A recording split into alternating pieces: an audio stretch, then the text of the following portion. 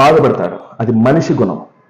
అదే అవతలోడు ఏడ్చినప్పుడు కనుక విశృంఖలత్వంగా ఒక సంతోషం మనసు నిండా కలిగిందని అనుకోండి, దాన్నే శాడిజం అని అంటారు.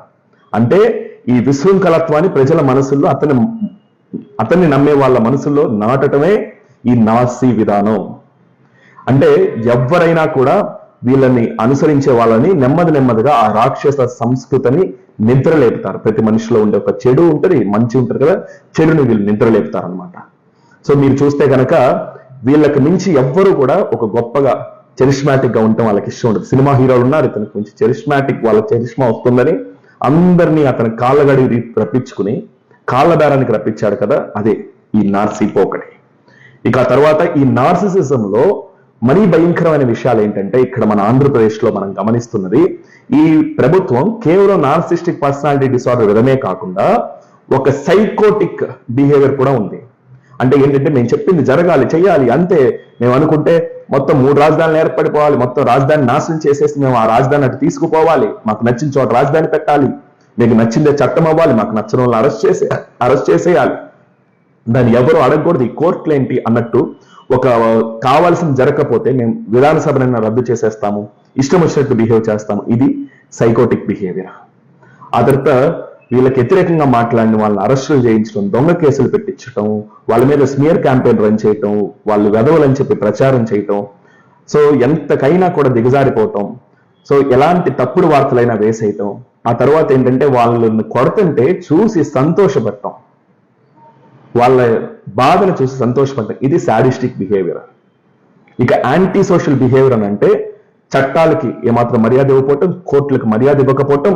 మనం చూసాము ఆ జడ్జిని తిట్టించడం, ఆ మధ్యన ఆ కోర్టులే అమ్ముడిపోయినాయి అని అంటాం. ఆ తర్వాత కోర్టులే వాళ్ళ మీద వాళ్ళ పాపం వాళ్ళ కేసులు వేసుకునే పరిస్థితి రావటం. ఆ తర్వాత విధానసభను రద్దు చేసేస్తానంటాం, వాళ్ళ ఇష్టం అనమాట, ఎట్లాంటి చట్టాలైనా తీసుకొచ్చేస్తానంటాం, వాటి గురించి కోర్టులో కేసులు పెట్టి అట్లా మొత్తం ఒక దీనికి తీసుకురావడం. ఇది యాంటీ సోషల్ బిహేవియర్. ఈ 3, ఈ psychotic behaviour, sadistic behaviour, anti social behaviour, ఇవన్నీ కలగలిసిన ఒక భయంకరమైన నార్సిస్టిక్ పర్సనాలిటీతో కలగలిసిందంటే హిట్లర్లు అని చెప్పొచ్చు.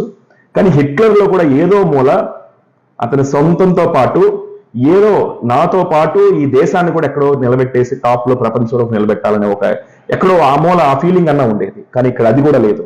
అంటే కంప్లీట్ గా వితౌట్ ప్యాట్రియాటిజం, ఒక నాయకుడు ఇట్లాంటి వాడు గనక ఒక జాతికి, ఒక రాష్ట్రానికి, ఒక దేశానికి గనక నాయకుడు అయితే వినాశనం అలా ఎదురు చూస్తూ ఉంటుందన్నమాట ఈ రోజు. కానీ ఇక్కడ ఇంకొక విచిత్రమైన విషయం ఏంటంటే గనక, ఈ నార్సీలు మనం యానిమల్ సినిమాలో చూసాం. అమ్మ వెళ్ళిపోతా ఉన్నప్పుడు అతను వచ్చేసి కాళ్ళు పట్టేసుకుంటా ఉంటాడు, వచ్చి ప్లీజ్ అని అనుకుంటా. వీళ్ళకి అవసరం అయితే కాళ్ళు కూడా పట్టుకుంటారు. అప్పుడు బెయిల్ కోసం కాంగ్రెస్ వాళ్ళు కాళ్ళ బేరానికి వెళ్ళారు. 10 ఏళ్ల నుంచి ఎవరి కాళ్ళ బేరానికి వెళ్ళి ఎవరికి తొత్తులుగా మారిపోయి కనీసం కోర్టు హియరింగ్ అటెండ్ అవ్వకుండా ఉన్నారో కూడా ప్రజలందరికీ తెలిసిందే కదా. సో ఇటువంటి వ్యక్తులు ఎంతగా దిగజారిపోతారు అని అంటే, సొంత చెల్లి, నేను ఇంత దరిద్రులు నేను చూడలేదు, నా జన్మలోకి నేను చూడలేదు, ఇంకెప్పుడు కూడా చూడను అనుకుంటా. శ్రీరెడ్డి లాంటి నీచమైన స్త్రీలతో సొంత చెల్లిని తిట్టించడం, ఆ బోరుగడ్డ అనిలట ఎవడవాడు రౌడీ షీట్, వాడి ఇంటర్వ్యూ సాక్షిలో టీవీలో, అసలు ఒక టీవీ ఛానల్ అది వేయటం, ఎవరికి షర్మిల ఆవిడని తింటుంటే వీళ్ళు వేయటం, చీర కట్టుకున్న సొంత చెల్లి కట్టుకున్న చీర మీద మాట్లాడటం.